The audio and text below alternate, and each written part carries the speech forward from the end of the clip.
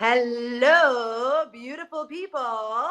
This is Pebbles, the Playful Soul, and I would like to welcome you all to the second edition of Playful Soul Mates, where I am catching up with the incredible people who helped bring my debut album, Playful Soul, to life 20 years ago. I cannot believe how the time has flown. But before I continue, I do just want to ask you to please, if you haven't already, like and subscribe to my channel because, it's freaking awesome. And if you do so, it just means that we can do more and better and cooler stuff. So, yeah, that'd be amazing. Anyway, getting back to our Playful Soul Mates, I would like to introduce you to my first guest, okay?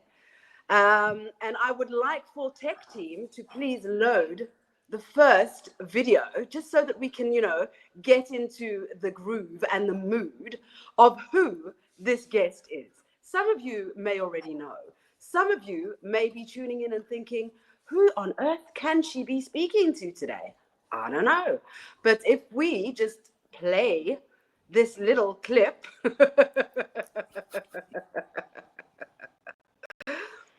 Ay, ay, ay.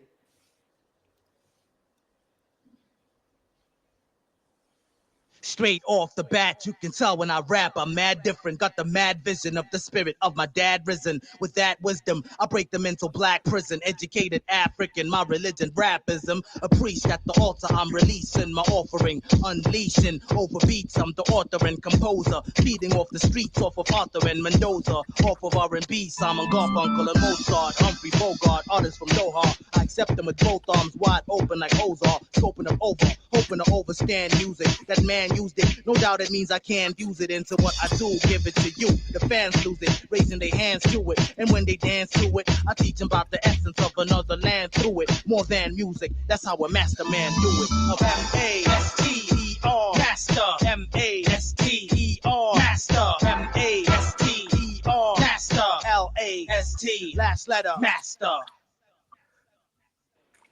Wow. Yeah. So I think y'all have now guessed who it is. Welcoming the master himself. What an intro. Wow, Pebbles. Oh, if it ain't your cup of tea, then leave the hot tips up to me. Wow, what an intro. Yes, Go ahead. Words were not going to suffice. We had to just show who you are. Because you are That was beautiful. the legendary golden mic holder, lyrical truth teller, one of my dearest collaborators from Playful Soul. Welcome, Last Letta. Thank you. Thank you so much, Pebbles. Thank you for having me. Honestly, this for me has been the highlight now of my first quarter. First quarter coming to an end. I picked this as the official moment when we end quarters, end seasons, a proper marker. So it's so good to be here and celebrate this moment with you.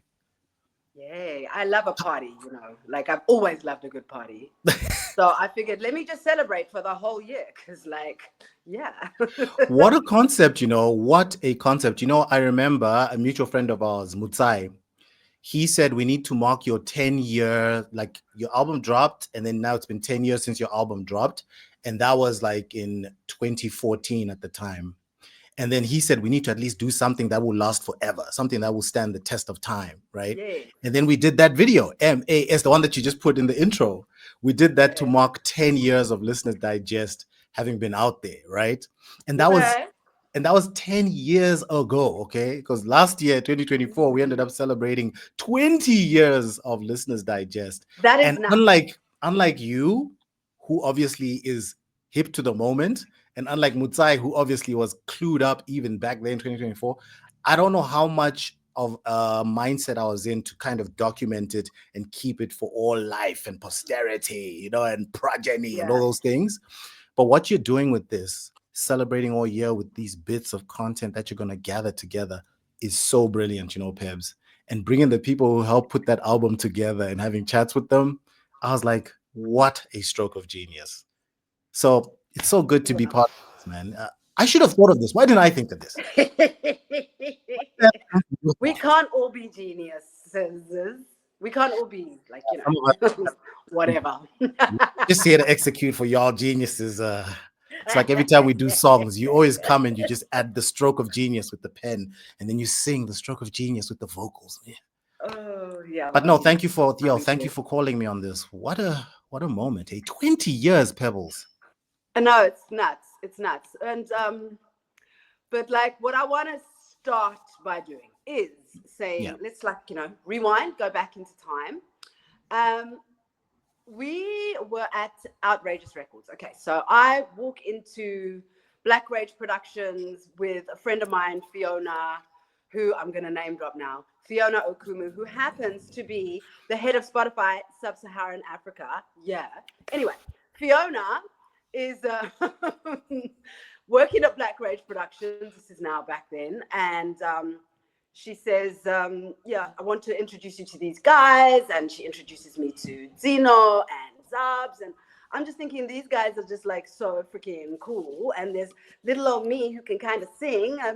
What am I doing here? But anyway, and I remember, Zubz, that you were like trying to make me feel like at ease and all of this stuff. And then you and Zino were like, okay, then sing us something. And I was just like, I don't know what I'm going to sing. But can you remember that first meeting? I absolutely do. Before you came, Fiona was saying to us, just saying, back on campus at Rhodes, because we all have like Rhodes as like this thing that unites us all, right? The guys at Black Rage Production all went to Rhodes University. I was at Rhodes. You at some point were at Rhodes with Fiona. She says back at Rhodes University on campus, we used to sing in an R&B group, and I was so jealous of the one singer in our group. Her name is Pebbles. She's so talented, and Dino was like, Fiona, she can't be that good. And she was like, no, she is incredible. And he's like, call her, let's see, let's bring her through, And then when you came, I remember it like it was yesterday, there in Algernon, you came through and you didn't seem nervous at all. You seemed very relaxed and you were bubbly like you are right now. You haven't changed at all. You looked exactly the same as you look now. And you just sang, Pebs. And I remember after you left, I mean, at the time, we were kind of putting together like the roster of artists at Outrageous Records. So I was the first one because I just happened to be right there, right? So I was a no-brainer, right? Because I worked there anyway. So I became artist number one, and then we started kind of putting together a roster of artists, and it was just such a no-brainer with you. We were like, of course she's going to be on Outrageous Records. I mean, after that voice, right? So I mean, little did I know that after that, I would find like a sister, a friend, a creative Siamese twin. Every single project, even the mixtapes, you're on them. You're singing in songs where you're literally just singing in background sometimes. Like, I am so grateful you came to the office that day and you sang. If you hadn't mentioned it, honestly, I don't know if I would have been able to pull that out of my mind. But as soon as you mentioned it, memories just keep flooding back. It's crazy. Yeah. And I mean, I don't even, because I generally don't remember what I had for supper yesterday. So I don't know how I actually remembered that. But I was just like trying to think back as I was preparing for this live stream. Mm-hmm. Like when and where did I actually meet Zubz? And I know. That was but it was a different time. Hey, it was just, obviously it was a different time, but I feel like it was simpler. I don't know if that makes sense, because it was obviously not easy starting a record label. What the Black Rage team was doing was insane at the time. Nobody else was really doing it. Do you know what I mean? They had their finger on the pulse, and they were just like, oh, let's start up a record label. And they made it seem like it ain't no thing. You know what I mean? In retrospect, it was a big freaking deal. You've got huge all these deal. Artists. Sorry, I'm chatting. No, go ahead. Go ahead. All these artists, and you've got to give each one the time and energy. So, I mean, and just to give those who are not au fait some insights, the label had other artists besides myself and Zubz. There was a guy called Proverb. You might know him. There was a group called H2O. There was The Origins, which was Zubz and Hope. And then Yep. there was also optical illusion, like Yep. Battle Cat and his crew. Like it Correct. was very interesting mix of people. Yeah. Hey? And then just a ton, sorry, Peps, to jump in there. There was also a ton of other affiliates that kind of hung around the team and became like extended family. So, you had, I mean, pretty much the whole hip hop industry would pass through the Outrageous Record studio. So there was that. Then you had people like Spyro. Remember Spyro Jaira, Kwaito Guy from Tembisa, Oh yes, yes, Spiroza, we yes. used to call him. Yep. He also became part Oh of the yes. Outrageous Records extended family, right? And then we had the producers that were part of that camp. There was Elio Balca from Angola. There was Battle Cat, obviously from the Val with Optical Illusion, who became like an affiliate. And then of course Nyambo and Nyams's Pretoria crew, which was at the time defining a sound. And I suppose they didn't realize it, like you are saying now, about how easy it was back then. They didn't realize what they were doing as defining a sound for a whole city in Pretoria. Just like at Outrageous Records, we didn't think, sorry, excuse me, we didn't think we were defining an era, right? Because we were all there to enjoy ourselves, hang out, make beautiful music, vibe off each other, press record, and see what happens. And then next thing you know, right? It's like radio, TV, newspapers, magazines, online on the internet, and then movements, and then 20 years, So I think the ease with which that happened speaks to how organic it was. And I think, right now, Pebbles, our friendship and how deep it's gone over the years and that it's still there today is mirrored also by the friendships and connections with people of that time, like Fiona, who even today, no matter where you are in the world and what you're doing, we still bonded because it Yep. was that natural and that organic. Today, it kind of feels forced organic. Like, is that organic if it's you know what I mean? It's like, are you trying to be organic? Because you're kind of defeating the purpose of, um, I yeah, get and that's you. why for me, I love things like this because they feel so right, eh? They feel so right. Yeah, man. And it's interesting that you mentioned the extended family. I just want to show a few Yeah. pics if we can.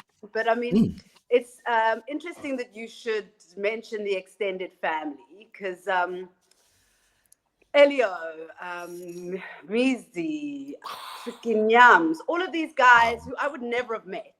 Mm. There's a picture of you and Proverb. Yeah. Where was this? Look at that. Our knees all out and knobbly, you know. Verb with his Bhutan gear.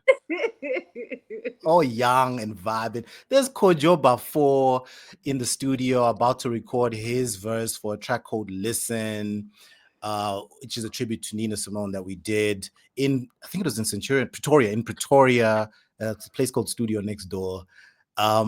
Yeah, Kojo to this day, so close. What a brother. Yeah, Yeah, can you imagine how bonded we are through the music? There's Mizi, man. And that's the thing about the times, right? When we yeah. write in the studio then and we record then and we're doing stuff then with each other, we do it for each other, to each other as well. And then we give each other almost immediate feedback and we kind of, I don't know, we vibe off each other in a way that I find is lacking, at least for me in my space today, where it's remote. It's sort of like this energy Mm. where you're talking across a computer, maybe overseas and stuff like that. Then you go over in your own little corner. I go in my own little corner. We do a little something, and then we mush it up, and then we talk about the mush up. Whereas that picture right there, I'm writing literally in Extended. that Yeah. book. And then I'm reciting it back to these guys, to Mizi, to Nyambo, to Verb, to our engineer as well. And the booth is next door. So if we like it and we vibe with it, I'm diving right into the booth immediately. Sort of like how we would record, when you'd come around and you'd also be like, you'd be singing to, like, as I'm recording my verse, you're singing on to the side as well. You're singing along, and then you're also writing and scribbling. It's such a unique magic, that when you're creating and you're co-creating in that way, I think it comes out in the music. What do you think? Absolutely. I agree. I agree with you. There was something to be said for being in that space. I feel like it made me become a better writer because I was surrounded by people like yourself, like Dumi, like H2O. There was an ease with which you guys wrote, and I learned so much because up until that point, the way that I'd written songs was not as structured, if you like. And I would just, like write what I feel. But something that I came to realize is that like there's a kind of structure that works. So if you write so many bars and then you do a chorus and then you do another so many bars, I never understood that that's what I was doing as I was doing it until I did it with guys like you. So I learned Yeah. elements. And It's that so collaborative wild. space. Yeah, that collaborative space. And that is such a beautiful, you call something important out as well, because the learning happens in real time, and it's not like, when you go to music school and they teach you what a measure is and how many beats in a measure and then triplets and da, da, da. There you're kind of dealing with people from like Soweto who, if you said what is a triplet, they would have no idea what you're talking about, because when they grew up, they didn't grow up with measures and triplets. They grew up just vibing to like hip hop from their favorite artists from all over the world in White City or in Endofire, West Beach, or and Menzi were from, And then when they come into the studio, somehow, every measure is perfect. And when they write in triplets, it's perfect. And the bar is 16 bars and the chorus is 8. And that bridge plays between 8 and 16 and kind of, before you know it, the song structure is perfect. The pitch is perfect, and I don't know, man. I get very nostalgic to the point of maybe sometimes feeling a little delusional, because it almost feels like it didn't happen. And then when things like this happen, it reminds me that it did. You really marvel at just the spiritual nature of it all. And I think that's part of why you called it Playful Soul, right? Because of the soul part of it. But it's not mathematical. It's not scientific. It's not something that you can measure and calculate. It's more ethereal. It's like soft stuff. You can't put your finger on it. Yeah. So when you hang around people who also feel that with you, and then you create together, and then you record together, and then you're bonded in that way, the music and in like that spiritual soul way, it's no wonder when people hear those songs today, they literally shed tears sometimes. I think they get it also on that soul level. Yeah. Well, yeah. I'm getting chills. But to touch on something you just said, the album title, the way that came about is that Maria was interviewing me for my press, for the PR stuff. And she was like, so how would you describe your music? And I was like, well, it's like playful soul. And she was like, that's what you should call the album. And then she moved on to the next question. And then I was just like, oh, that's actually a really good idea. Yeah, I think they'll do that. Wow. She is a genius. Yeah, I agree. I agree. And then I wanted to ask you something. So your role on the album, obviously you wrote All My Life, and you were in studio the whole time. And I think something that a lot of people don't know about you is that you are an incredible R&B writer. So all those little and all those little ad libs, and the all of those little things. You would be there saying, let's do this. And I was very surprised by that. But that was what, like, you added that color that made the difference to each song. So of all the things that you do musically, what is your favorite? Oh, wow. Musically, so you're talking writing, rapping. My favorite, performing. Hey, I think I'm gonna have to say performing, hands down, because there's something about performances and being on stage where, I don't know, everything kind of comes together in a very unique and very special way. It's never repeated. It's never, when you write a verse and you lock it in, it's locked in. You know what I mean? Yeah. And then when you create a song, whatever, it's done. But then when you perform it, it takes on a new life, because you're in a new place and you're dealing with a different audience on a new day. It's almost like the whole thing is relived in the moment of performing, and it's Yeah. shared by the people on stage with you, and then it's also shared by the people in the crowd and the audience. So I think for me it would have to be performances, Peps, because Yeah. Ah, look is at there any that. feeling more transcendent? Like, do you sometimes feel like you're out of your body when you're on stage? Like, you literally feel like nothing else in the world matters. It doesn't matter what you heard before you jumped on stage, or what you felt before you jumped on stage, or where the world was in what place in life, or how much money you had in your bank account. Like, on that stage, you go somewhere, and the song and you and everyone else goes along with you. It Yeah. is easily the best part of all of it. It is incredible. Look at those pictures. Look how young we were. We were such barber cheese. Look at you, but you still look the same. Look at you looking like a barber cheese. What was up with that hair? You are ahead of your time. That's a future forward. Look at that future forward hair.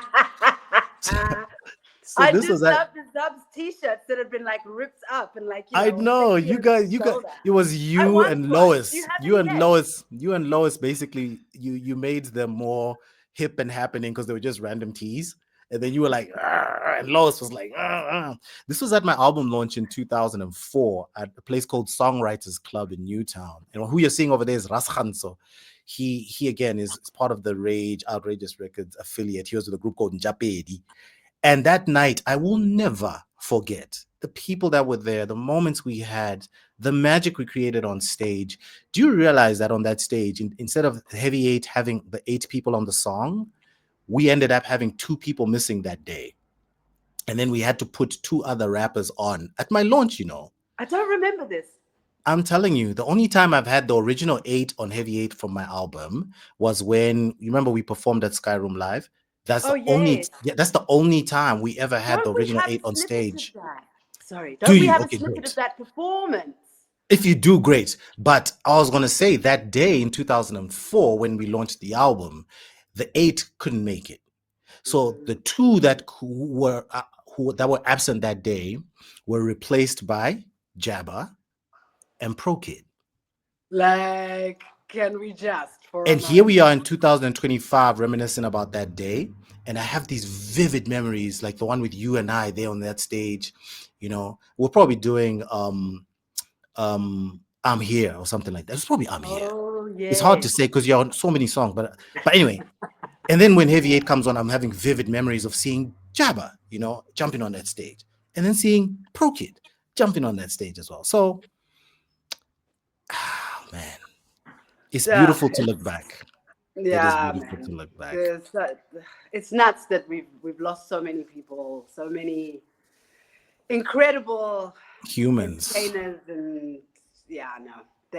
people who left their mark in music. And anyway, I don't want to get emotional because I will probably cry.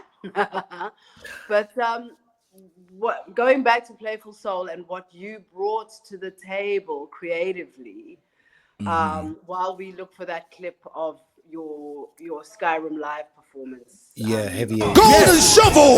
Yes! Yes! Give it up for Kato! Yes! Yes! Give it up for Speedo! What's the H2O?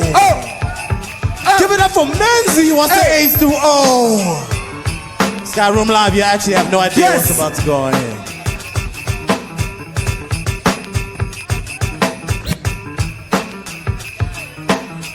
Ladies and gentlemen, brothers and sisters, family and friends, I am so happy you're witnessing this moment right here.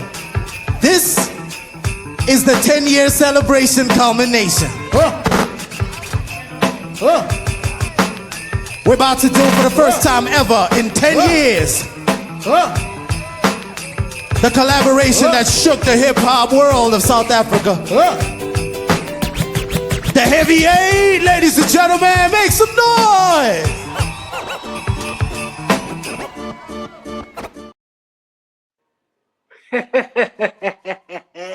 Unbelievable. You can almost feel the energy on that stage. So tell us who were the Heavy 8? Okay, so you Because there are saw them young there. people watching who have no idea. Of course. And why would they know? This is for grown people's times. Let me tell you, sit down, young'uns. Let me tell you about a time when the 8 certain MCs, you saw a little bit of a clip of them all there. So it's Dumi, it's Proverb, like you said, Kato, Golden Shovel, that's 4. It's the 2, Menzi and Spiwe from H2O. And it's Mawetu. Some people always forget to mention Mawetu because he seems to be like, but we don't remember he was also part of the Outrageous Records family. And then the 8th one, the last one, is The Last Letta, Me. So that was the full complement of 8. And that was, again, 10 years after we launched the album. That is the only time those 8 have ever been on stage together in that configuration, as in the album 8. So it still hasn't happened to this day. But at least you got it. You got it. And it's recorded. And it's recorded. And now the fact that you say the first time at your launch that you got to work with 2 other incredible MCs is nuts. Do you know what I mean? I know. It's so freaking cool. And it was the launch of the album. It was like my first album, my breakout. And to have those 2 dudes there, it's just, I don't know. It's like you walking into Outrageous Records and saying, "Hi, I'm Pebbles. Good to meet you. Oh, you want me to sing right now? Okay." Then you go. It's a magical moment that you can't script, you can't write anything like that out of your imagination. And it only dawns on you how magical it is later, 20 years later, where you can reflect and go, wow, man, what a moment. Yeah. What a moment, man. But now, so your first album was obviously Listener's Digest, but prior to that, there was like a mixtape, right? Yes, you were on that too, weren't you? Mixtape called? Look at you interviewing me like you don't know. Okay, for the babies, right? You're doing this for the kids. Okay, those who don't know, gather around you. No, that mixtape, Pebs, as you know, was called The Last Letta mixtape. And it was to introduce The Last Letta to the hip hop world. Because at the time, I'd just been rapping in the streets, rapping in battles, and kind of putting my name out in the underground type of energy. And I think that's why, obviously, a year or 2 years after I started doing that, I was able then to have people like Pro Kid and Proverb on the same stage as me, who were so much more known than I was by the time I dropped my debut album. I mean, a lot of them had albums already. Others had been on radio, etc. So it was an interesting time to put your name out there. So mixtapes at the time were a good way to kind of gauge where you were at and where your audience were and how you can get to know them better and how they can get to know you better. It's a hip hop thing that we do to dip our toes in the water before we dive in, It's supposed to be like unleashed. Just do whatever do what you want, do whatever you want. So we did exactly that. We did whatever we wanted. And I had this song called Where Is the Soul on that mixtape. And to this day, I get people come to me and they say, yo, man, that mixtape, there's that song you did with Pebbles called Where Is the Soul? And I'm just like, this is why we do what we do, isn't it? Because of moments like that, So that mixtape really did wonders for us because, we gave it away for free. Yeah. And in those days, we used to write CDs. So you'd come with a blank CD and then we'd given you a CD that we'd written of the, because people were like poo-pooing this whole, why are you downloading? Why are you writing? Why are you copying? Why are you But it's like, yo, this is my music. I am copying my music onto a CD for this person and I'm doing it with the authority of my label. Everyone is cool. It's a mixtape. And you had a printing machine, hey, where you'd print. Yeah. Correct. You remember that. Yeah. On the actual disc. I remember. That's right. And then we'd stick the sticker on there. We'd print those little sleeve things. What are they called now? I forgot what they're called, but they were circular and they were the shape of the CD. So you print those things and they were like 6 per page. And then you peel one off, stick it on the CD, give it to the person who'd come to the studio / Rage offices and brought their blank CD, by the way, so that you can then burn the album onto their blank CD, stick the sticker on for the next person who comes in with their blank CD. I'll tell you, Pebbles, we moved thousands of those things. Thousands. Are you serious? People just coming in and out of the studio. I'm telling you, it caught fire, and those songs started being bumped on radio as well. And before you knew it, like, my name had not just come out of there on some, okay, there's a guy called Zubz. No, there's a guy called Zubz. There's Outrageous Records. There's Pebbles. There's Battle Cat. Everybody started to be a little bit more out there. off a Yeah. mix, a mixed tape. It's not. And that was the mixtape that was narrated. It was narrated by hey? By Yes. Fiona. Because Yeah. I remember she asked me this one question. So Pebbles, what is hip hop to you or something? I was like, well, I'm Yes. not really a hip hop head, but I mean, hip hop's okay. That is I still feel the exactly same. that is exactly what you said on the recording, and in the exact same tone that you just used right now. Hip hop's okay. Hip hop's okay. Wow. Playful Soul. No. Jeez. She used to And call herself Fine Nubian at the time, by Nubian, which I thought was yes. super smart, right? Because it's PHI, right? And Yeah, Nubian, yeah. because obviously, incredibly gorgeous, dark-skinned, incredible woman. And then, of course, Fine Nubian, right? And Phi Nubian. And of course, wordplay is kind of our realms and domains. So we love it when people do those kinds of things. Just like, again, like you said, the title of your album, Playful Soul, it's just beautiful wordplay. Maria was right, eh? Because she has a nose for these things. Yeah, what a perfect Absolutely. title. Perfect. Yeah, but it was like that mixtape was like it was almost presented as a radio show. So it had these Mhm. little intros and interludes and Mhm. stuff. But before I've got a little thing that I want to do. I want to have a little interlude because Ooh. But before we do that, what are your other albums that you have released since the mixtape, since Listeners Digest? Wow. Solo One's major release on major distribution was Headphone Music in a Parallel World, Cochlear One Last Letter. Just those two. Those are the only two solo joints. And then Dragon Lion Full Circle was now on my own personal release, like an indie release. I have collaborations that I've done, a bunch of them. But yeah, at some point I'm going to update zubz.co.za with all this information and the entire discography. But just a young Zubz, Z-U-B-Z, Zubz in the search bar, and then you'll just kind of get a ton You're of stuff. so silly.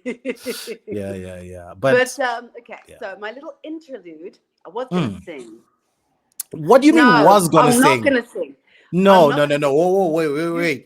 Can I just make a request? You can't threaten to sing and then not sing.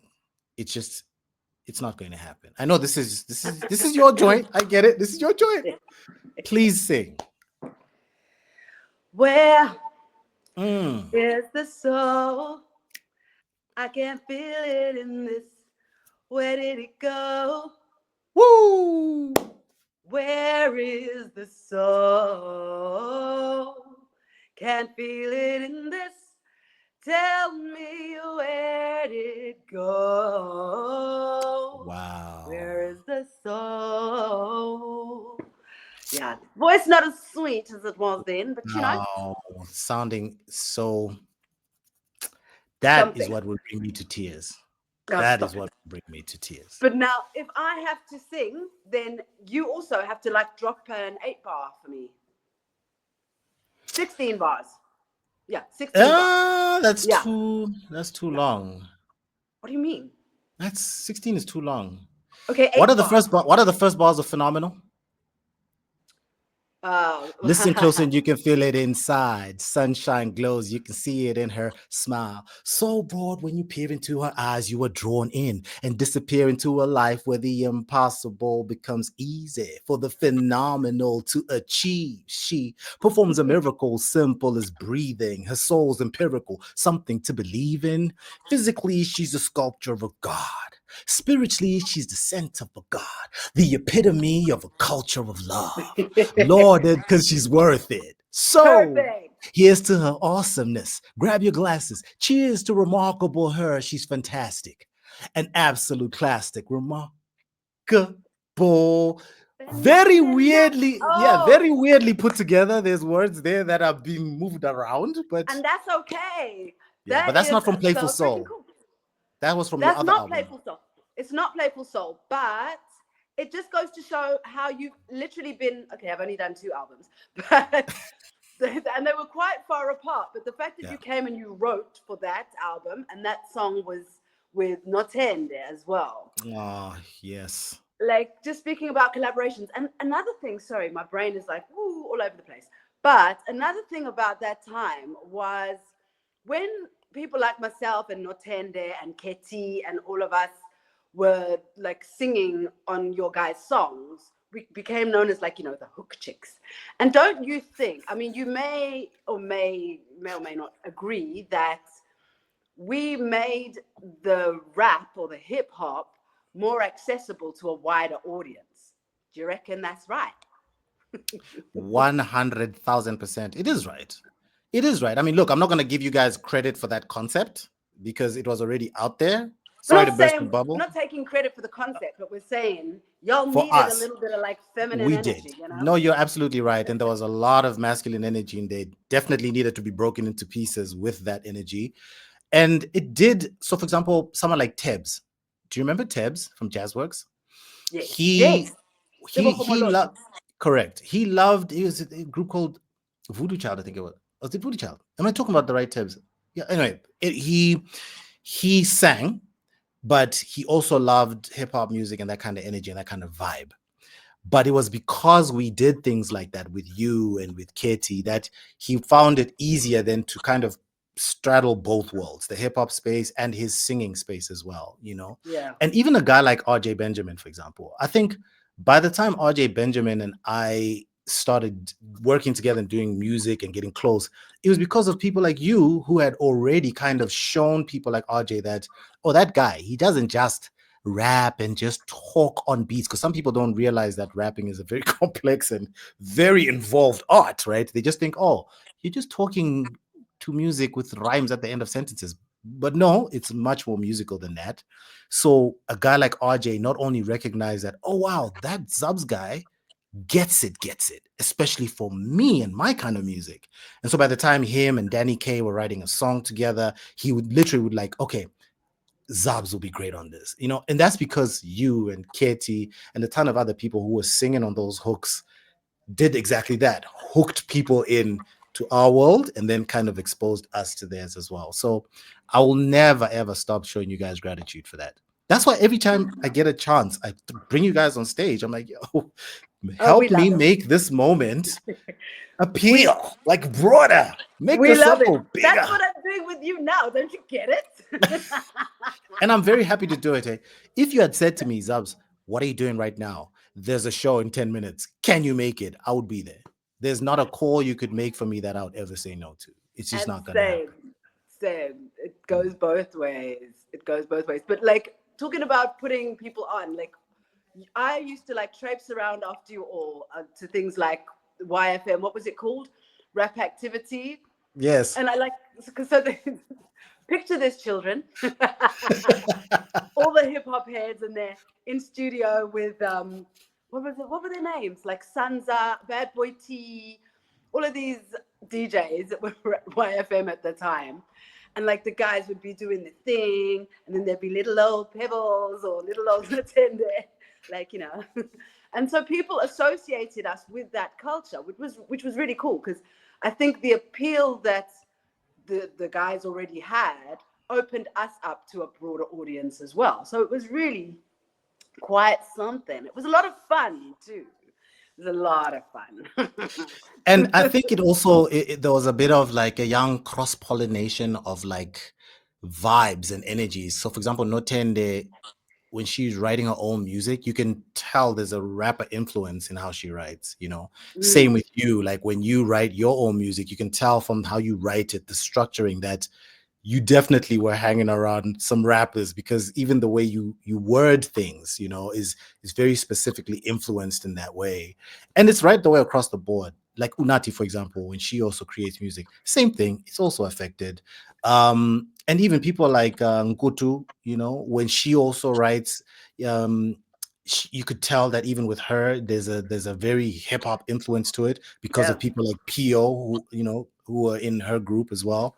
And I mean, Relo from Squatter Camp, like there's so many beautiful and incredibly talented vocalists who write and sing amazingly. And I can just hear, because my ear is that way inclined, that it's because you've been hanging out with Sugar Smacks and Sia. Sneakers influence. That's why you sound like this, right? It's because you and Tumi were just the other day writing that song, right? That's why you sound this way, right? So It's So again, it's that organic bringing together and coming together and mashing up. It wasn't forced. It wasn't something that was contrived. It was just beautiful, and it was just I loved it, and I miss the ease with which creation just happens at co-creation just yeah, happens that way with everyone. Sometimes it really feels like you have to like try very hard now to get people to kind of shed their skin almost that has weathered a hell of a storm for the last 20 years, right? Like people have grown, okay? Like my grays have finally come out because like we're weathering storms out here, right? So it's hard to kind of shed that tough leathery skin and allow your soft, vulnerable, natural, organic self to just vibe, right? And it's even twice as hard when you're spread apart across the world and in different places. So different times, different energies, different challenges, but hey, music transcends all, I believe. it really does. And music isn't the only thing that you do, right? So you've also been a co-writer and host of a TV show or two, as from what I read Yes. in my research. Yeah, you researched me. Was it weird researching me, given that you know me so well and you're like Like your I do, family? because I Was that remember I weird? don't remember what I had for supper yesterday, so I had to like go back and be like, just remind myself. But did it feel weird that oh, I'm researching my friend here? It's Yes, like it I'm was research. very totally weird. It's like it just felt wrong. Yeah, you're right though. Yeah, it is weird, but yeah, sometimes I try to separate the people in my life from their artist side of things versus their human side of things, because the human side of things is constant. It's always there. The artist side of things always changes and goes into Yeah, but different it's all places. one, and you It's all can't. Like, one. how can you separate the two? You can't. Sometimes you need to, sometimes you need to kind of put things, I guess, for other people's sake more than my own, just in a neat little box so they know what to do with it. So, for example, I will say something like, for example, I'm going to hang out with Pebbles, right? And then it's like, oh, you guys working on a song? It's like, no, I'm just going to hang out with Oh, Pebbles. Do you understand what I mean? So it's that got kind you. of needing to box things up. But Got yes, you. TV shows and stuff like that, I got lucky because of Outrageous Records and Rage. Black Rage Productions gave me my tech start with rage.co.za because I built that website with Maria and a whole bunch of the team. Maria ran that whole entire platform. So she was my boss and she would tell me, I want the site to be like this. So next thing I knew, I was a web guy, right? And then because Black Rage Productions pretty much launched Channel O and a bunch of other TV shows, I got a chance to also host on Channel O. When Proverb wasn't around, they'll be like, Zubz, he can't make it, jump on. So then I'd go in front of the camera and then I'd kind of host. Before I knew it, I was like a substitute co-host of Headrush, right? And then that again spins off into like other shows where eventually I was pretty much hosting the show. I think it's called with Deliza. Above Ground. So there was this sort of docu series called Above Ground for ETV, which I hosted, and then we'd also do some writing on there with Deliza Moabi. We did two shows with Deliza Moabi, Above Ground and another one for the SABC. I was involved with both. The one I just narrated, so I was narrating every episode and maybe writing a few bits here and there. The other I literally was hosting, so I was in front of the camera most of the time when I was, if not all the time, when the episode was on. So yeah, so there's those TV moments. But again, it's because of Black Rage Productions being a production house that had a record company, they had a website, and they had TV all under one umbrella. So I got to meet Lebu Matosa, and I got to meet, John Barker, who ended up directing. Right, John ended up directing like Pure Munati or something like that. But when I met John Barker at the time, he was working with us, I think, for a TV show called Basic at the time, which was on Oh, SBC One. He your used to direct that. basic crew. You sang I'm that, didn't you? violent for Shendu. Hey, Loud and clear, basic is here to rock you, bass IQ. I that's was right. actually chatting to Bianca the other day. Yeah. Anyway, that's a story for another day. Wow. No, you're lucky. You get to chat to Bianca the other day. That's beautiful. How lucky are But you? I haven't chatted to Bianca in decades at this point. And yet we're probably in the same city. That's not good. But yeah, so all these people in one space just bumping into each other on these creative journeys. Bianca, Siangwegazi, Matutu, like Proverb, Jabba, like on various creative journeys where they all kind of meet, rub shoulders, exchange ideas, cross-pollinate, like I said, and then they're off to do their own things. And then magically 20 years goes by. Nuts, absolutely nuts. Patel. You mentioned Diliza Mwabi. Mm-hmm. He is an incredible director, hey? He's When did you brilliant. last speak to him? Wow, that's a great question. Did I speak to him Do you last know year? why I'm asking? Go ahead. While you No, think go about ahead. it. The reason I'm asking is that I was in a band called Newtown at some point, and we I were remember. doing the Battle of the Bands.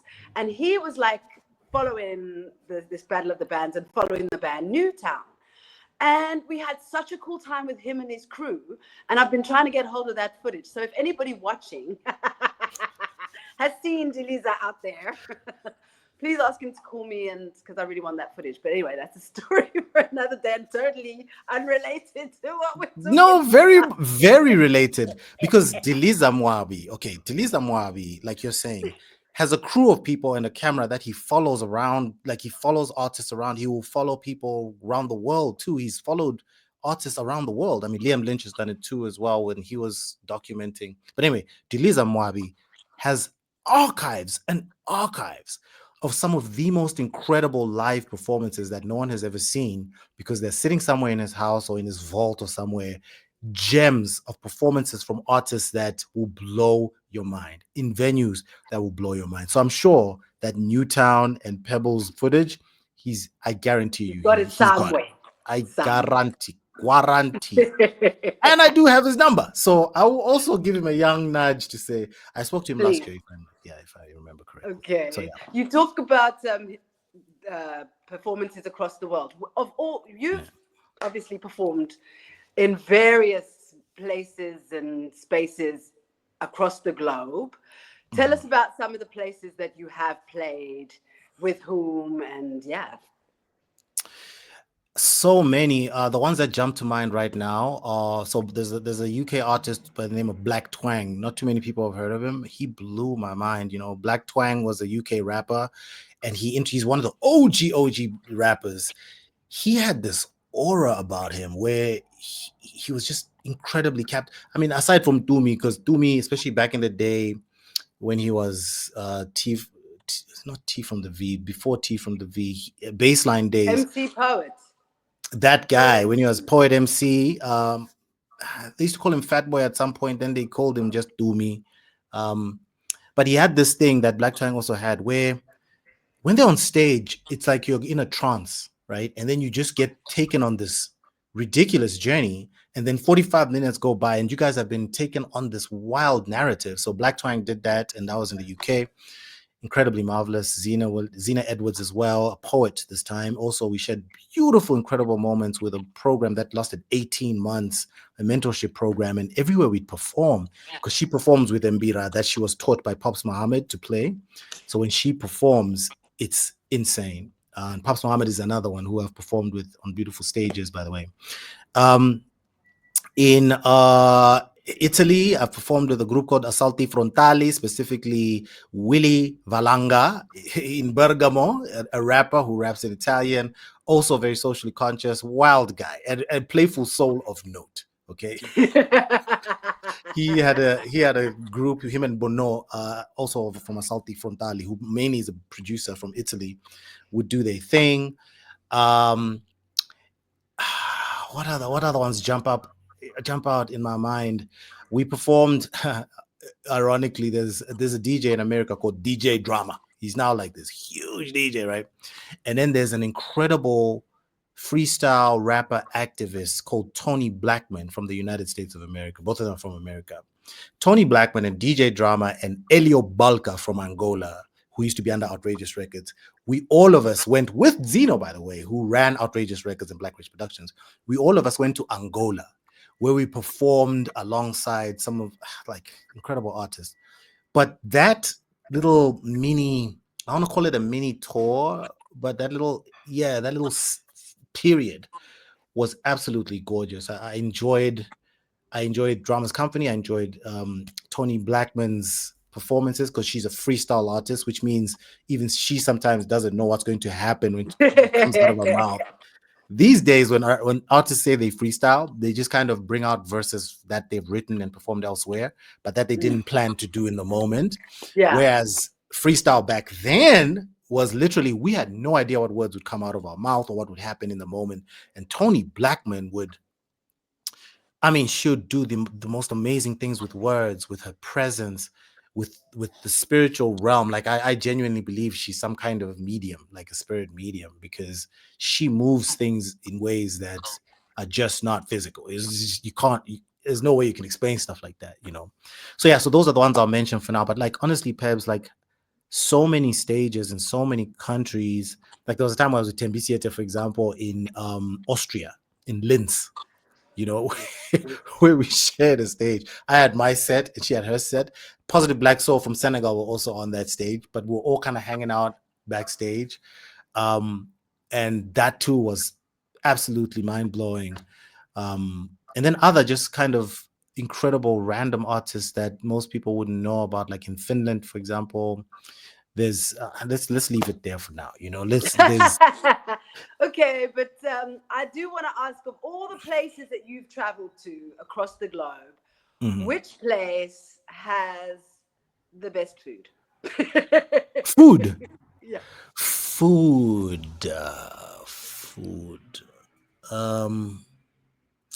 Wow. I'm gonna have to say definitely in Africa. So which part of Africa? Probably South Africa. I'm gonna have to be honest with that. So South Africa for sure. But it's that African made home food kind of vibe. That food is top notch, right? Matumbo and those things, type of things.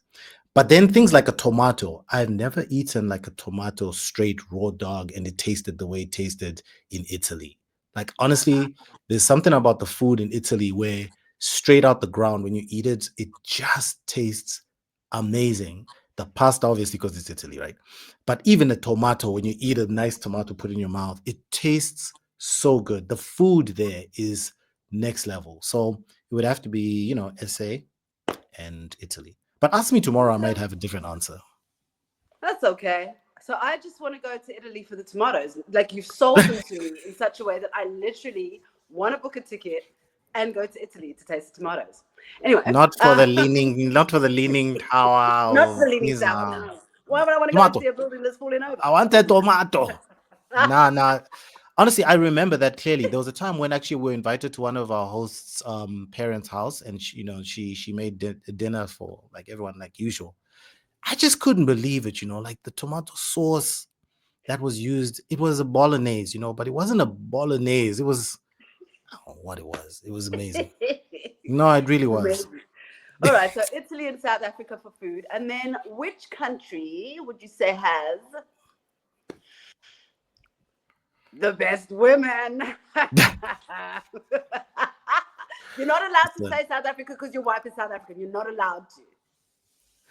Can I tell you, the people, not just the women, but the people in general were gorgeous in Reunion Island. La Réunion. Oh, They were stunning. Were they also with Ntabi, was also in Reunion as well. We went with Ma Orange. You know Ma Orange? Anyway, Ma Orange was there as well. Yeah, I remember he's an actor. Yes, him. Yes. We were in Reunion together. We were doing a show there. Yeah. We went with Ben. Remember Ben? No. Oh, he was from France, Ben. He used to work with Alliance Française. We did it as a joint. Anyway. Was he cute? Very. I mean, Maria and him dated at some point. Do you remember? No. Anyway, we shit, yes, maybe I do. shouldn't. Of course you do. Of course, yeah. We were there. He was at Alliance, and we were all there as family there for like some performances. It was amazing, but the people. Oui, c'est vrai. I mean, if I'm not allowed to say South Africa, then the skin, the people, the energy, the vibes, they're just gorgeous human beings there. Yeah. I love that Ketty is messaging us. She's saying, oui, c'est vrai. What does c'est vrai mean? I know oui means yeah. Yes, it's true. It's true, c'est vrai. We were chatting last week. I told you. Cosigns. I'm not making this stuff up. I'm telling you, this stuff is true. It's real. Clearly. So reunion videos, people. Okay, so I want to do something else now. Okay, because I like to play. So we're gonna play a game, and the game is called This and That, right? So I'm gonna say two things, and you have to quickly tell me which one. You're not allowed to think about it. You just have to say which one. Okay. Do I say this or that, or do I say the thing? No, I'm gonna say two things, and you've got to say the one of the two that I say. Oh, I must. Okay, cool. Without thinking. The game. I'm thinking. I know. I'm already thinking too hard. Let's go. Yeah, no, you're overthinking. Genius. Vinyl or streaming? Vinyl. Verse or hook first? Verse. Analog or digital? Analog. Collaborate or create solo? Collaborate. Write in silence or with music playing?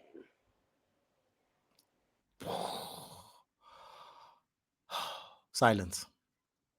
Okay. Early bird or night owl in the studio? Early bird. Freestyle or fully written? Freestyle. Okay. Interessant.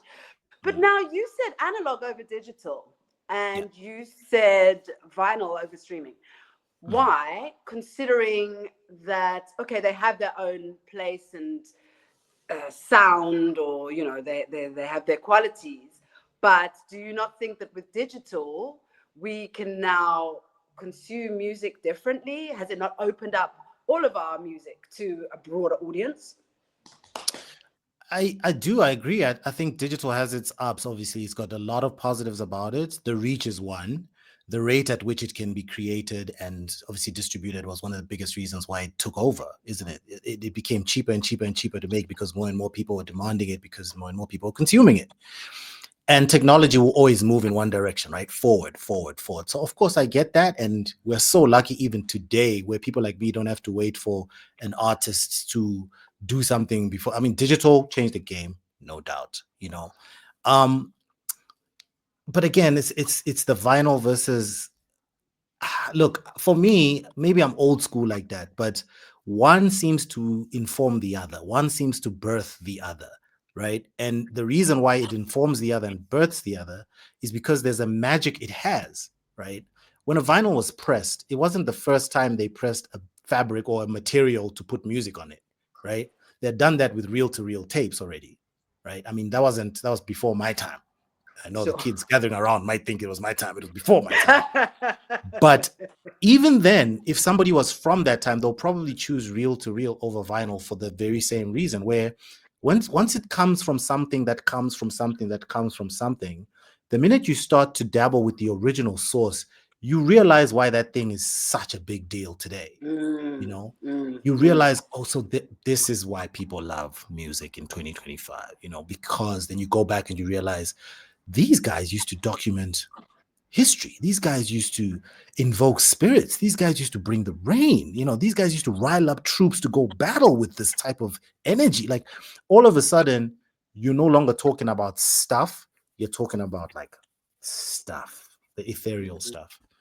It's interesting. Sorry, I'm interrupting you, but I'm going to do so. No, of course. Please. No, interrupt. It's interesting that you say that, because I was playing this for somebody the other day. They were actually digitizing it for me. And they played your song, the one that you wrote. And all my life. They were like, oh, my soul, can we sample this? I was like, yeah, totally.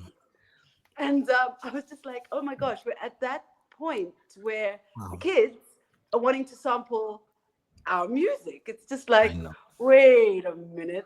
And I was like, but this is actually a sample. So it's like going to be a sample of a sample. It was just like mind blowing. That is such a powerful share, Pebbles. Because let me tell you why it's so powerful. There's huge debates right now in the AI space, right? In the tech space, creatives are starting to realize that what we thought was intelligence is actually not. It's just being able to put things together really, really like quickly or appropriately or whatever. And what we thought was talent was not what we thought it was, or what we started coming to think it was. And what we thought was creativity was not what we thought was creativity. So anyway, you mentioning that things build off each other and they become their own thing is the exact kind of major lesson of AI in this moment, that it's going to build off what came before it, and it's going to make new things that will build other things off of that, and that will just be the nature of things. There's something magical about, in the music space, especially hip hop, being able to pay tribute to people that have come before you by taking their material and informing your own times and your own context, and then putting your own specific flavor on it, right? And then putting out in a way that not only creates something new in the moment, but perpetuates that thing from back then and gives it a new lease on life. You know, every time I listen to some of these things, I guess are taboo to say these days, but Bad Boy Entertainment like would sample a lot, right? And every time I listen to some of those samples, I'm like, first of all, I remember DJ Ken Zero at Party People, who used to play the hit record and then play the sample just after. Yeah, it always takes me back to, oh, okay, I know where this song comes from. I'm coming. I'm like, okay, this is not Biggie. It's Biggie, but it's and I love the Biggie version. I'm like, oh, this is like, oh, BIGPOPPA. Like, I love that song. But then the sample, even Kanye, to the wire, to the limit. I love that. And then you hear the original, and you're just like, and then you hear, you're like, what? So yeah, you're right. And now to think that we have now also joined that link in the creativity chain, right? So now us also are now being sampled as well. That's in what cool. we also, it's just, it's pretty humbling, you know, when you think about it. Evolution. You mentioned earlier AI. Do you think it's going to take over the world? Yes, but not in the way people think. It's not going to replace human beings, because I mean, whatever does, you know, but it is going to take over the world, just the same way the internet has taken over the world. It doesn't mean the world is ended, and it doesn't mean that all of a sudden people have stopped. Yeah, it just means that technology is doing this. It's moving in one direction.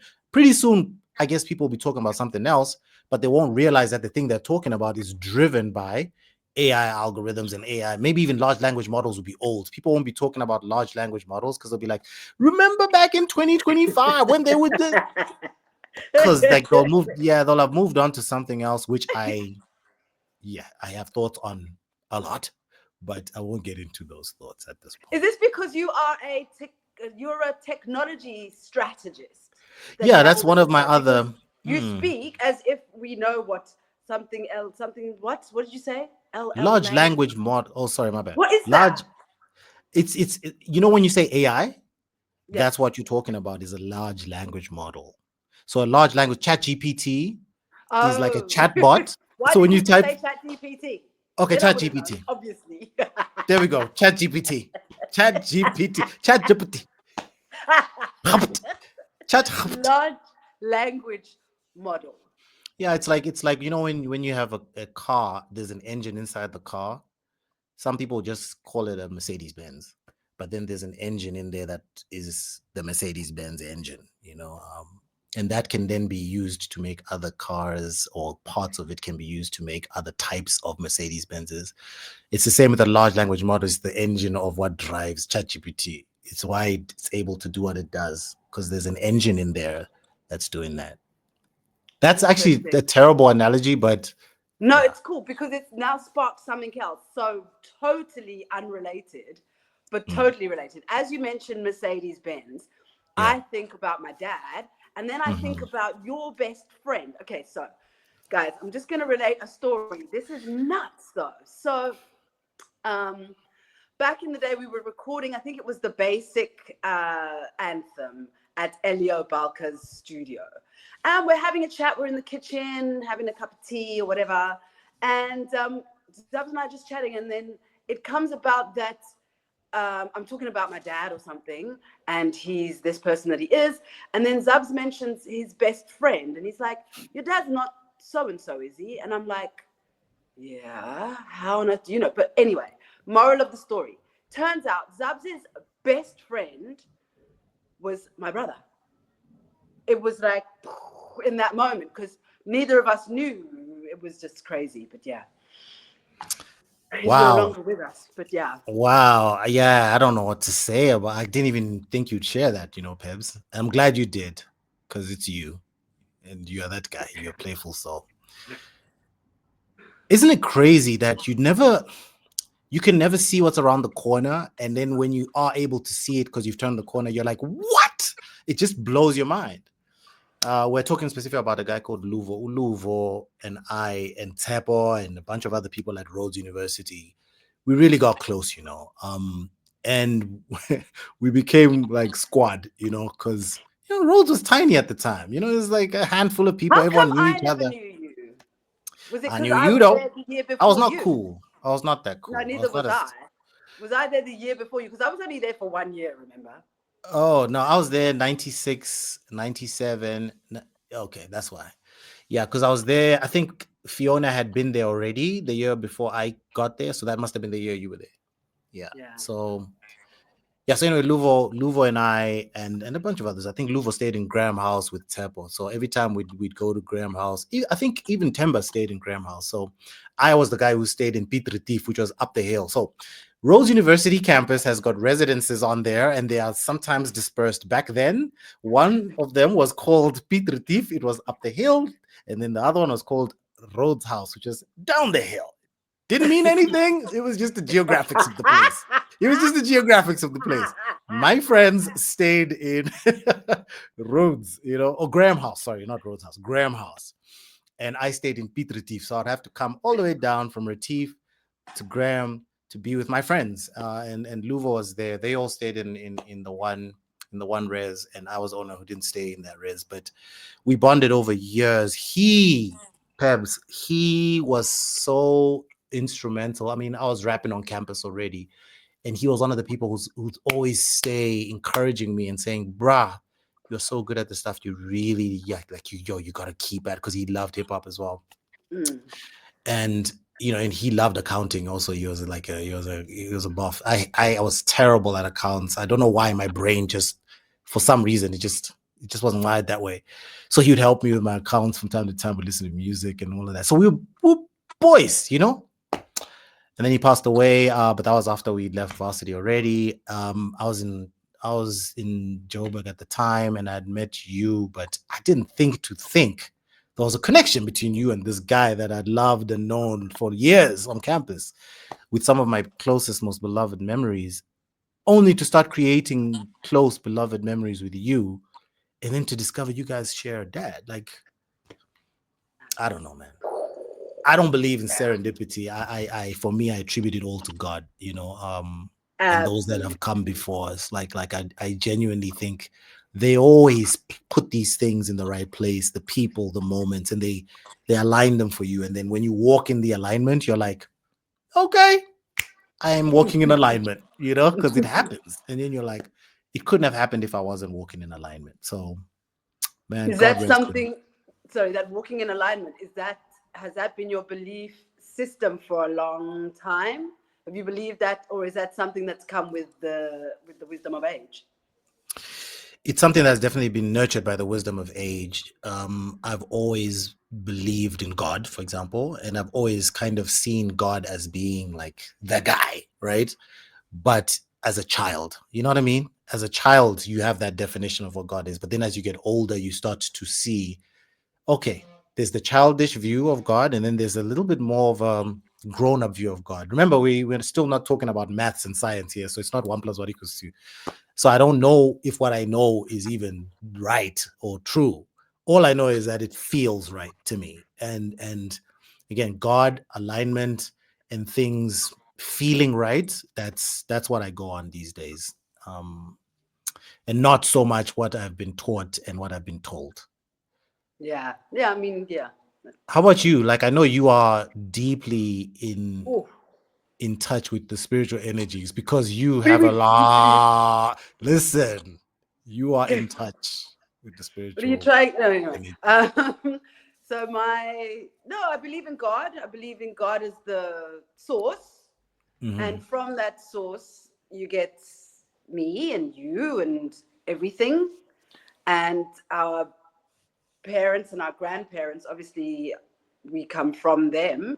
And when they pass on, they go back to source. So so we're all part of source. We're all connected. So when I speak to somebody that I knew who was like my gran or my granddad, I'm not praying to them. I am saying, Granddad, since you're closer to source, please put in a good word. Do you know what I mean? I do. Yeah. I do. So that's Well, this is exactly what I was saying when I said you are a deeply spiritual person. Because in order to feel that way, you have to be deeply spiritually connected. You do. Because people rationalize. Again, it's like, when you're playing this, that, sometimes you want to think about it too hard. Like, there's nothing to think about. You don't have to think about it. Like, your people were here, your people are gone, but they're not gone, because before they were here, where were they? And what is this? So, there's, again, and these intuitions are not, I hate putting things with words, because sometimes words are so limiting. Yeah, words are limiting, in these types of conversations. Let's do a song, Peps. Let's make this song. This one is Are we going to do this song? Not what? right now, but you and I. I've got the perfect producer for it. I'm not going to say who it is, because I actually want to have him on as a guest in a week or two. Okay, but you know him well. Fantastic. I'm there. Yeah. You already know. Oh, yes. Okay, no, cool. That sounds like a plan. But now, what's one thing you wish someone had told you when you were starting out in the music industry? This is my mic drop moment. Yeah, God's design is supreme, by the way. I'm reading that down there. What I wish they would have told me at the beginning of the journey in music. That is so hard, because I don't think I would have paid any attention. I don't think I would have listened. I don't think it would have mattered. I don't think they would have made a dent. I don't think I would have been even, no. I would say nothing. It's almost. Can I just kind of flip that a little bit into like, what is it that I would say to like myself at that time, now that I've lived 20 years through it, and say, yo, here's something you should know, And honestly, I don't think there's anything at all. Because So then why did you flip it? Well, because I guess I was thinking out loud. I wanted it to make sense in my head. I was just figuring it out in my brain. Like, because if you make it about someone else telling you something, then already you've got your guard up, because like, you can't tell me. And especially when you're younger, it's like, what are you going to tell me? You're going to tell me, Jack. But if you're talking about like, what would I tell me? Then it's a little bit more, I don't know. In my head, it makes sense. So sorry. No, it's all right. No, it's all right. I don't have that kind of a gem. Mic not dropped. No, not. But now, and my fault for not dropping the mic. You did your part. I wasn't paying attention. You know, when you did that Barack Obama thing, I was like looking somewhere else. I was just like looking down, and I was just like, did he drop the mic? Did she drop the mic? That was not bad. But now tell me, since we're going to be making a song together, I guess it means that you are still making music. But I don't believe that that's the thing you do full time, right? No. So what are you up to nowadays? I mean, I know you're married. What we're doing? Do you have kids? Do you have a pet? Like, why do you say the two after each other? Kids and pets. Like, why do you make it seem like the two are like interchangeable? I don't want kids. I want pets. I don't want pets. I have kids. No.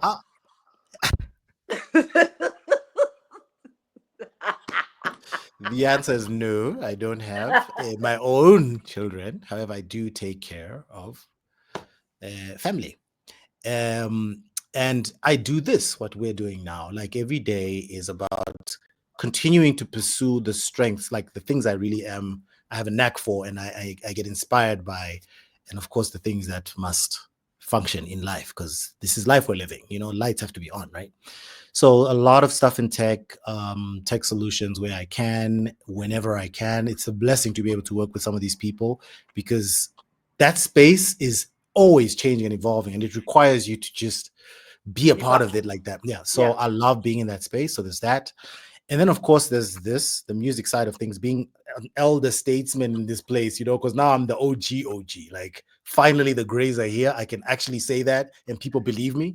So I love being able to speak about 20 years ago and share with people who care about what that might mean for them. Like, that for me is so inspiring, and it gives me life, and just kind of the deeper spiritual walk that I'm about. Like that for me is all consuming because there's no separation. There's like, it's every day I wake up, it's like, oh, here we go again. Ooh, here we go again. Oh, and then I go to sleep, and then the next day, ooh, here we go again. So they're not stopping to make music. And I'll tell you this because I remember Verb once said to me, I retire, and I'm like, Huh? can you though? Is that possible to retire? You I might remember. stop. You might stop making albums. You might stop putting out records. You might stop performing on stage. But retire? Is that even possible? So I am of the opinion that there are certain things you just can't retire from. And what we do as hip hop artists and as musicians in the way we create, we're not doing cover versions, and we're not taking Mozart and just kind of replaying verbatim on an instrument. We are channeling. Every time we write, we channel, and as we channel, we used and we avail ourselves to be used. So why would you then say, "Oh, I'm no longer available to be used"? I'm just gonna be over here in my little corner. Do you I've never remember had when this conversation RJ with Verb, by the retired? way. Do you remember? When what? RJ retired. Yeah, I remember that And it period. was just But like, what? Why? I think wasn't he just throwing like a hissy fit because at the time he was a little bit like disgruntled by the game, I think. And I think he was just, yeah, sometimes as artists we get in our feelings and we're like, I give up, I quit, or you keep it then, Which you know what I is mean? easy to do, especially when you're doing a genre like R&B, soul, and whatnot that are, they're like in this country, they're niche. Do you know what I mean? You don't get people that really, really appreciate those genres and the things that we do in those spaces. But coming back to the Playful Soul era. The Playful Soul era. Yeah, I do want to play a music video. Okay. Well, it's not a Perfect. music video, it's a video from back in that era. But I just wanted to find out from you that stage of your life, that era, that those albums were being made. Destiny, that first song I ever had on the radio that you wrote. A lot of people don't know that you wrote Destiny. Even as the shadows grow. Like, I can still remember us standing outside having a cigarette, and you were just there. Why don't you go like this, Pebs? You were busy writing. And I was like, fuck, this is really cool. Little did I know. Your memory is amazing, Pebbles. You have an excellent memory. Wow. Stop. You do. No, I really don't. But like, there are little moments that stick out because they were defining moments in life. The fact that was the first song I had on the radio, the fact that you wrote it, that's why it sticks out in my mind. That anyway, but sorry, I'm laughing. The reason I'm laughing is that when I heard that song on the radio, I can't remember what year it was, but I had gone mad because like I suffer from mental health issues, but that's a story for another day.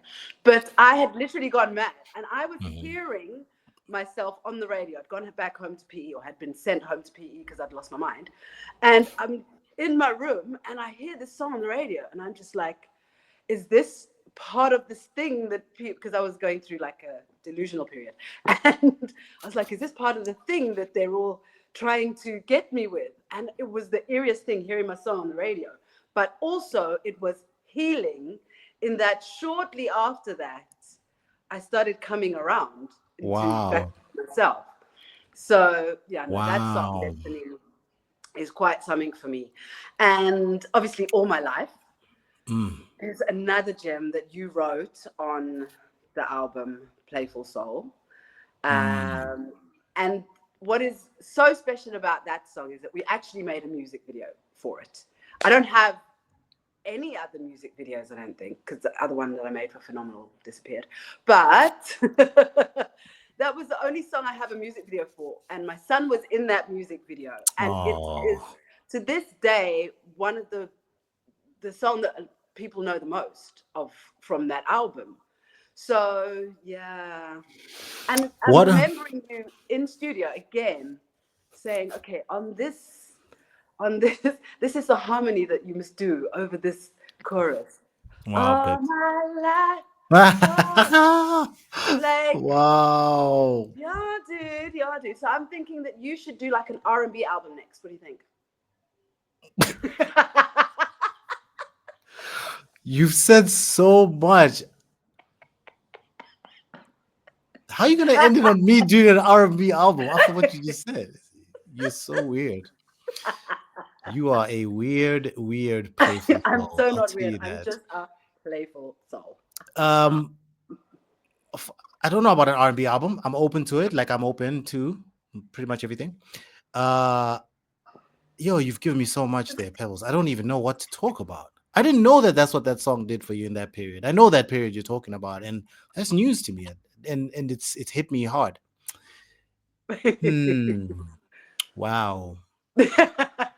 I didn't, yeah, like, yeah. Yeah, but you said you wanted to Okay, play some no. kind of insert or something. I think Maybe. we should play a video, right? There's a Okay. video that I think I was performing with you at Skyroom Live. Yes. So we're gonna ask tech team to see if they can play that video. Thank But you, yeah, Tech Team. man. Sorry for the discom bob, but what you said really just had me reeling. I have 5% here. I'm just going to plug my situation onto the charger. So I will be here. You can go ahead and play it. Cool, cool.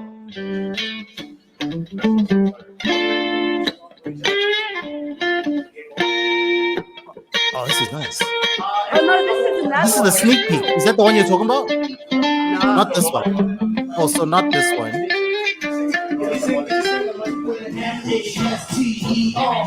Master.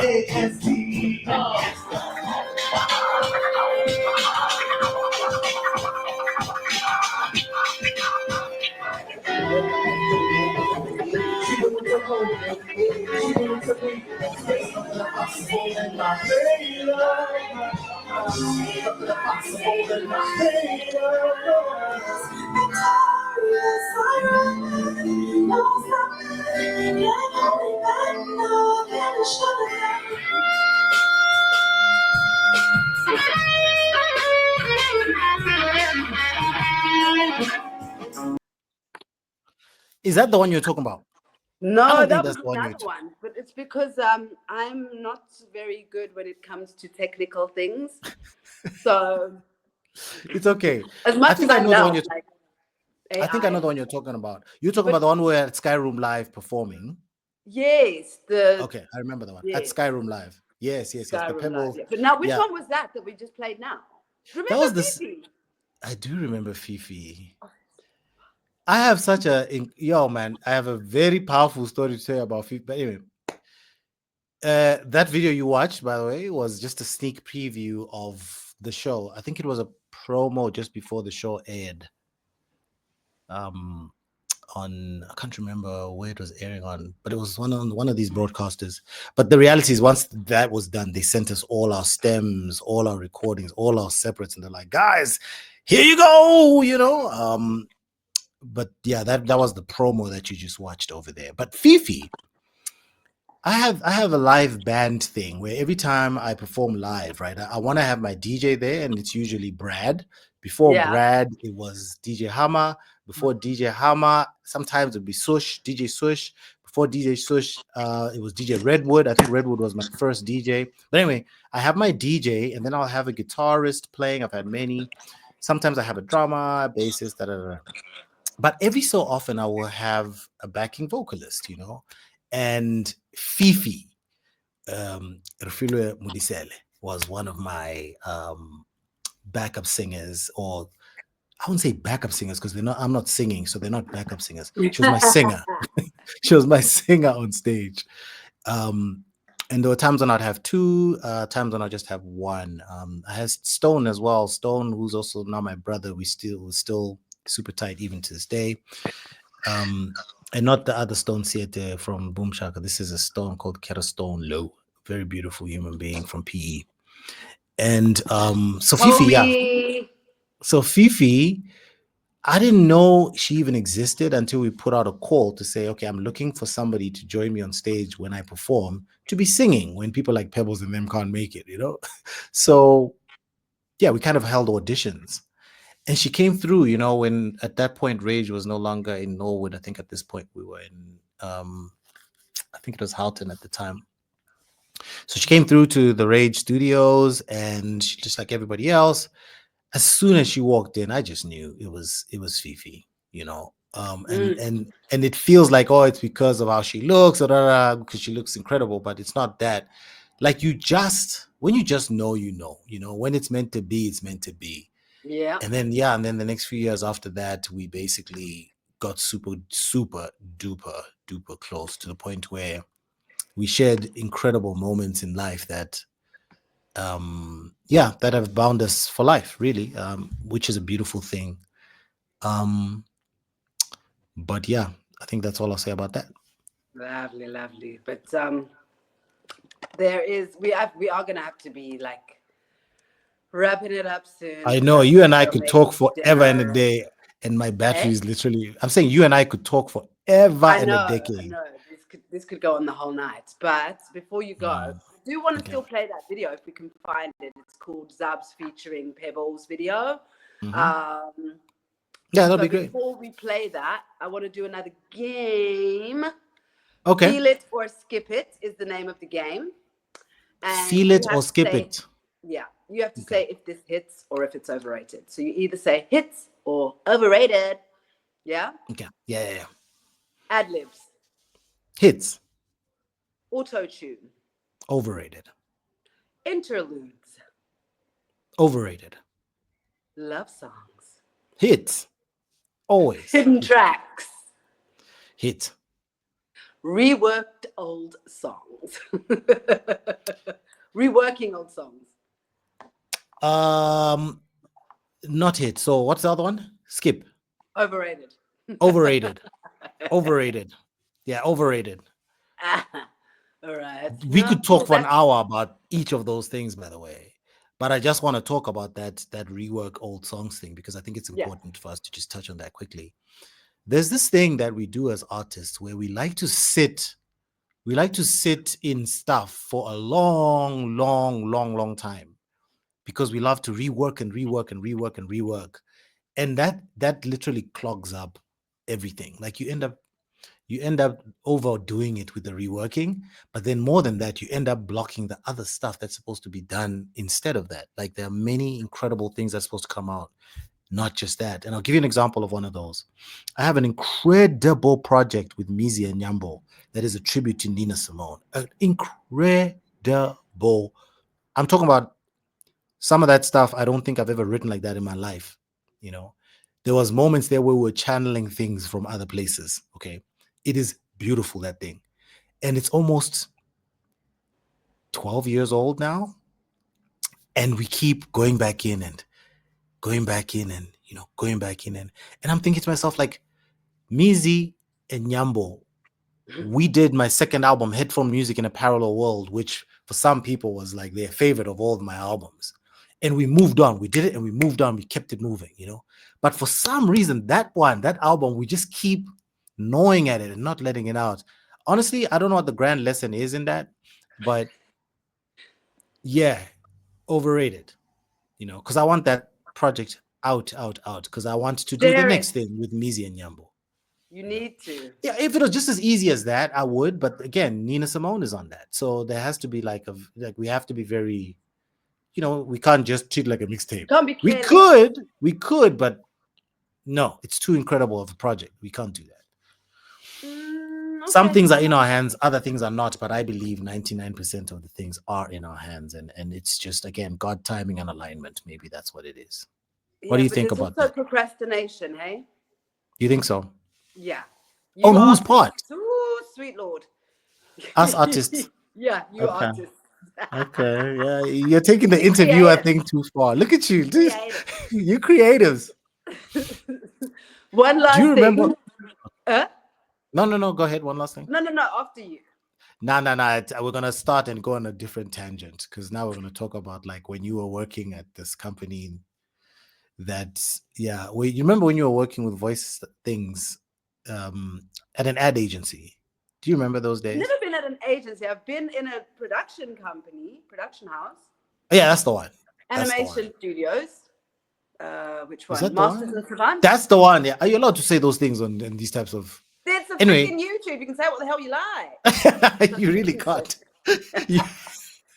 Don't do that. You really can't say whatever. You can say, Anyway. you can say the name of a company. It's not TV. No. That's what I Of love course you about can. YouTube. I just You've think got that. so much more freedom. No, you're absolutely right. You're absolutely Like right. if I was drinking gin and No, you're tonic allowed to from drink this whatever you mug, like. I Yeah, could you're say, allowed. Shout out to the gin and tonic people. Tanqueray or whatever. Yeah, no, I hear whoever it was. Because I mean, if there are any gin people out there, I like gin. you. Good on. Anyway. Yeah. No. Anyway, yeah, no, don't worry about it. Let's run. Let's move. Sorry. My bad. What is, I brought us what I on a wanted to ridiculous ask tangent. is, Yeah, go ahead. what does Playful Soul mean to you now? Memories, like a nice little repository of love and relationships and like, energies. That's the music itself, the body of music. That's what it means to me right now. And yeah, and again, affirmation. These days, these things just affirm me. They make me feel like, we did the things. You know what I mean? Like sometimes you just have to feel like, we did the things. We did good. So Playful Soul gives me that affirmation where I'm just like, okay, we did good. So yeah. And is there anyone else you want to thank from that era? Anyone you want to thank? Not anyone else. Anyone you want to thank from that era? Definitely the people that were involved in making it, like you would obviously thank. But you, because Pebs, honestly, and I mean Amy in the back as well, and everyone who was involved today putting this thing together. Thank you so much. So thank you to you. But Pebs, you, my friend, my family, are an incredible human being. And I can't thank you enough for what you've done for me. On and off record. But I wanted to go on record, and as we record this, that every song we've done together, every moment we've spent in studio, the stuff we've done on and off record, means so much. Not really, it means so much to me. I mean, random thing, again, tangents. I have a song on Cochlea, my third album, Cochlea, one I said I called a Different Life, Live It Up, where it starts with an 11-year-old boy rapping. And that 11-year-old boy says, well, I live on a street that just never got, like a whole first half of a verse that this 11-year-old is rapping. And this 11-year-old is your son, And at the time, I think he absolutely fitted the part because he was, I think, turning 11 or had just turned 11. And instead of memorizing the first 4 bars, he memorized the entire verse. That thing, I remember being in the studio and going, what are we doing? Like, this is amazing. Like, this is crazy. Because writing something and having an 11-year-old rap it back at you, like proper, like, I don't know, it blew my mind. And you gave me that. You allowed that to happen. You opened the space for your son and you and I to be on a song together in that moment in his life. It's magic like that, Pebs, where I don't think I have anyone in my life that can give me that. And that has given me that ever, So thank you to you. Here's to another 20 years. Here's to another 20 years. I'll drink to that. Yeah. Sorry, where can cheers. we find you? Cheers. Here on the internet. On the internet. I need to do what you're doing now. I need to start getting a little bit more active with being out here on the internet. Tolerance help. It's one of the things that I do. Ooh, come now. Let's go. I love this. And I will holler. You bet. I have witnesses. I will definitely holler. Oh, but this is, like you said, we could have gone on the whole freaking night. But I just want to thank you for being a most incredible Playful Soul Mate. I don't want to get emotional because then I'll start crying, and that's just totally unnecessary. It's okay. But I love you dearly, my friend. I love you dearly. I love you too. And thank you for the music. Thank you for the friendship to another 20 years and beyond. I don't know if we managed to find that video of Zubz featuring Pebbles. I don't know. Talk about, yeah, I see what you show on TV, but this life is a whole different thing to us. Yeah, I read what you print in magazines, but this life is a whole different thing to us. Yeah, I see what you show in movies, but this life is a whole different thing to us. We came too far to give it up. This is our life and we plan to live it. Cause this life that we're forced to live is far from a fantasy. And the truth is that here where we live, here in our reality, things may not come easy, but in our minds we can choose to be free. Choose to be free. Listen, yeah, I see what you show on TV, but this life is a whole different thing to us. And yeah, I read what you print in the magazines, but this life is a whole different thing to us. And yeah, I see what they screen in movies, but this life is a whole different thing to us. And we came too far to give it up. This is our life and we plan to live it up. Yeah, I see what you show on TV, but this life is a whole different thing to us. And yeah. Wow. That's the song you were talking about. Nuts.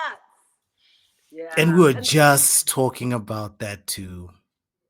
The Wow. other thing you do is you write timeless.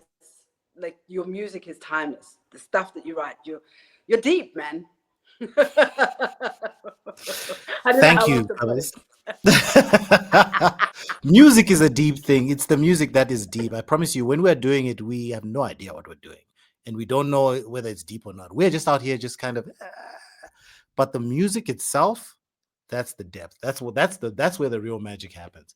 I was getting chills just watching that little clip, Pebs. Just watching that and listening to you do that part, I was like, oh my goodness. And I know that part, and I was there, you know what I mean? And it's still making me go, wow. Yeah, you made me want to be a rapper. Like you wrote a verse. Sorry, I am gonna wrap this up just now, but I can't. No, it's fine.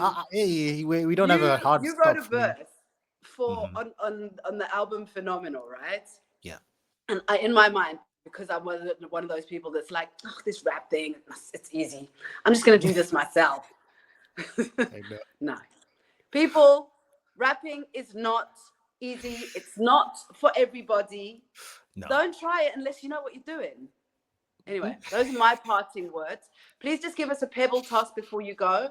Words of wisdom. You know how you throw a pebble into a stream and it ripples and, does amazing things. So much of the pressure. I'm not gonna have a mic drop moment. No, you are. You're gonna have to. I mean, just that again, just be in the moment, live it up. That song, just live it up. This is it, man. This is what 20 years later looks like. It looks like now, So create your 20 years later now. Happy Playful Soul 20 years, Pebbles, and I love you too. Thank you for today. Thank you for being such an amazing guest, Zubz. And to our viewers watching, if you enjoyed this Playful Soul Mates session, please join us again in 2 weeks. We've got another deep dive in with, obviously not going to tell you now. So you'll just have to tune in. But be sure to subscribe to my YouTube channel, youtube.com/Pebleroni. Obviously, that's where you're watching. And thank you for watching. Good night.